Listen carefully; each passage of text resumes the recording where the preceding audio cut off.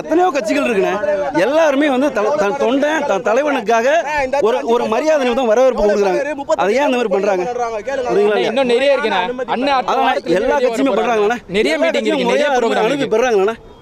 எல்லா கட்சியும் இருக்காங்கண்ணா. எல்லா கட்சியும் முறைப்படி தான் எல்லாமே பண்றாங்கண்ணா. சொல்லுங்கண்ணா. இல்லை பேனர் விழுந்து உயிர் போனதெல்லாம் இருக்கு. அதுக்கப்புறம் பேனரே வைக்கக்கூடாதுன்னு ஒரு இது போட்டாங்க. இப்போ கடைசியில் எல்லாமே என்ன நடக்குது? எல்லாம் மாற்றம் தான் போயிட்டு இருக்கு. அப்ப எல்லாருக்கும் உள்ள மாதிரி நீங்களும் விட்டு போங்க. இதனால இடையூறு நடந்துச்சுன்னா அதுக்கப்புறம் நோக்கி கேளுங்க. எங்க அண்ணன் பார்த்து நிறைய பேர் பயப்படுறாங்கண்ணா. உண்மை அது. இதை சொல்லி தான் தெரியணுமா? நிறைய இப்போ இருக்கிற டிஎம் கட்சியே பயப்படுதுண்ணா. இல்லைண்ணா, இதை வார்த்தையா சொல்லி தான் தெரியணுமா? கிடையாது. இது வார்த்தையா சொல்லி தான் தெரியணுமா? இப்ப பாருங்க, அண்ணன் தொடர்ந்து வெளியே வர நிறைய பிரச்சனை இன்னும் எவ்வளோ பண்ணுவாங்கண்ணே. ஒரு முதல் தேர்தலே சந்திக்காத ஒரு கட்சியை இவ்வளோ டார்கெட் பண்றாங்கன்னா எவ்வளோ என்ன பயங்களாத வேற என்ன சொல்லுங்க. நீங்களே புரிஞ்சுப்பீங்க எல்லாம். அதுதான் விஷயம்.